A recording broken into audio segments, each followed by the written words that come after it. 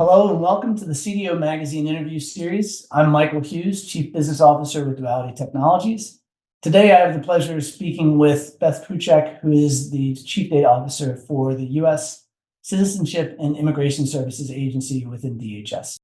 Beth, thank you for your time today. You're welcome. Recently the White House came out with an executive order on a whole bunch of things technology related, right? Like data strategy, trustworthy AI. One of the ones that is near and dear to our heart is that recently came out as a part of the AI strategy was how basically the desire from the White House to leverage privacy enhancing technologies to facilitate the means by which you can, when I go back to the data minimization principle that you referred to, right, which is, I obviously only need to collect the information that is appropriate for me to do my job. I put myself in Mhm. shoes. How is it you're considering leveraging privacy enhancing text, just due to the simple fact that these technologies facilitate the means by which you're able to derive insights without actually getting access to the raw data? And I know it's early, so I'm just curious to get where your thinking is headed. Yeah, it is early, but it's so exciting that these technologies will enable us to do exactly what you just described, because otherwise we kind of default to a no so that we can safely protect this data. It's so coincidental. I was just on a federal CDO Council working group meeting last week where we were discussing what some other federal agencies are doing to evaluate privacy enhancing technologies. And it's one of the federal agencies with which we do share a lot of data. So I was really excited to hear what they were doing. But USCIS does leverage a few privacy enhancing technologies, kind of the basics, but VPNs, virtual private networks, multiple homomorphic encryption capabilities, and really rules-based data access, and others to ensure that information can be accessed securely and on a need-to-know basis. And I think the executive orders on zero trust and these privacy-enhancing technologies are really playing hand in hand. But data collection and validation has been centered on collecting minimal data touchpoints to identify and approve access to sensitive information. And we are in the process of enabling new privacy enhancing technologies. And like I mentioned, the zero trust network access to fulfill those DHS and the White House mandates to leverage these advancements in data collections and collaboration capabilities. Yeah, we anticipate that we're going to see a lot more ability to collaborate due to the nature of these technologies, given how every component within DHS itself has sensitive data that might benefit other components if they were able to share insights. So exciting. So excited for it. It is. Beth, when you think about the collaboration initiatives that we were just talking about, what are some of the primary resource limitations that USCIS faces when collaborating on sensitive data? And how does this impact partnerships and technology choices?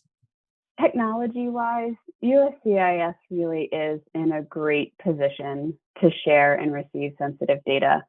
And this is largely due to a very forward-thinking OIT organization at USCIS. I'm very grateful to be able to enjoy the benefits of having our analytical data infrastructure in the cloud, and all of the great technologies that are able to support data sharing, data analysis, data access on a very, very large scale. So that kind of baseline and that advancement is a little bit unique, I think, to some federal agencies with which we share our data. I have this vision of being able to access other agencies' data where it lives, and conversely having them access my data where it lives, so that we're not constantly sharing things back and forth, dealing with timeliness. But the cloud and really modernized technology is a dependency for that to happen. because we're so far ahead, we have been able to share our lessons learned with quite a few other federal components that we work with, and really are just trying to encourage them and get them to see kind of what can happen, what is possible when you get there, to encourage them to continue down the path. Because I can tell you, if we can do it, anybody can, because of the mountains of data and many, many, many different systems. I think we're near 200 different systems that stream data into our lake. So, secure infrastructure will continue to be a hurdle for all government agencies well into the 21st century. But we really are committed to supporting secure infrastructure and prioritizing all these different initiatives. But we have to adapt, of course, to emerging security threats by embracing these new advancements in secure infrastructure, and these privacy enhancing technologies really will be essential to overcoming this constant hurdle for government data.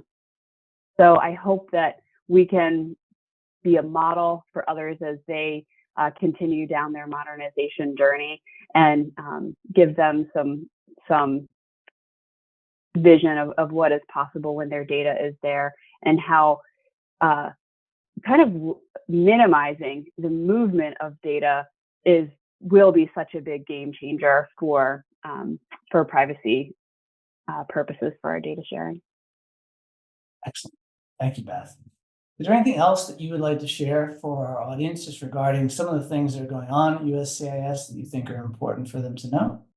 Well, Michael, thanks for that question, and thanks again for having me today. I think what I'd like to leave everyone with is that even though USCIS is such a data-rich organization with such a data-rich culture, and we do share a lot of data with other partners, we do try to publish a lot of our statistical information online, that we are really taking privacy and security seriously.